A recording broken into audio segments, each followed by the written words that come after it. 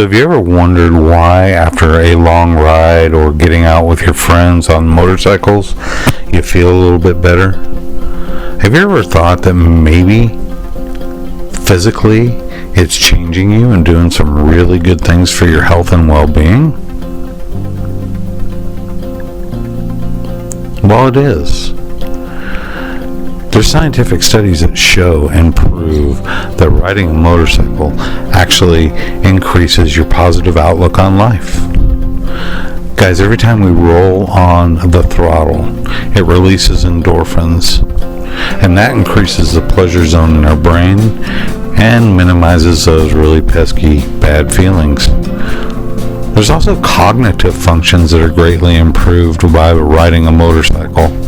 There are scientific studies that were conducted in Japan that shows that riding a bike on a regular basis can increase your cognitive function by as much as 50%. See, riding requires higher levels of alertness and also requires rapid problem solving. And riding a motorcycle, it's been scientifically proven, actually activates the driver's brain. Riding also increases the core and neck strength, so it's got some physical attributes as well. Wearing a helmet for a few hours as you ride does increase your neck strength, and it increases it even more if you ride without a windshield. Riding also requires a lot of muscle. It's working together, so it helps develop your core. Every maneuver you make involves use of core muscles, especially at slow speed maneuvers. Now, you may not naturally notice it because the movements that you're doing are very low impact. However, after riding for a while, you're going to find that you increase your core strength, and that will improve. You also burn calories. It's scientifically proven. Now, depending on the type of riding you do, like if you're a motocross or dirt bike rider, you can burn about 600 calories an hour. However, if you're like me and you like to stay on the street, then you're going to still burn calories, just not quite as much, around 200 to 300 calories per hour. Now, it doesn't really matter what bike you ride. As I always say in my videos, it doesn't matter what bike you ride, it's that you ride.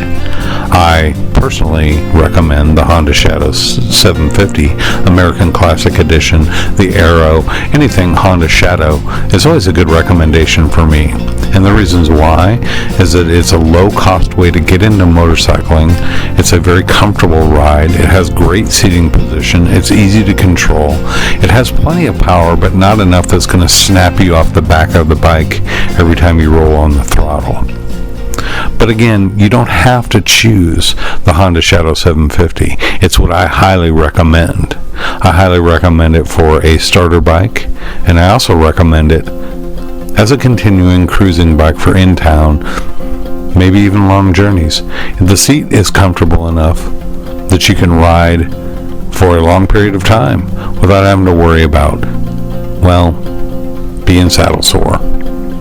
Also, it's great for two-up riding because the low center of gravity allows you the comfort and maneuverability that you would have when you're by yourself with a passenger on the back.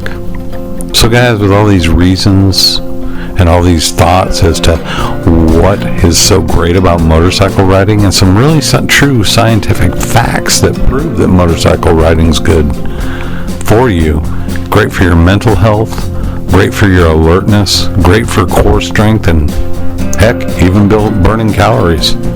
Are you going to burn as many calories as riding a bicycle? No. But you're still out there exercising. So with all this in mind, guys, go out there and get yourself a motorcycle. Get on the road and enjoy yourself. Again, I recommend the Honda Shadow750. But whatever you decide on, the important thing is getting out there and doing it. Again, guys, it's not what you ride, it's that you ride. So get out there and enjoy yourself.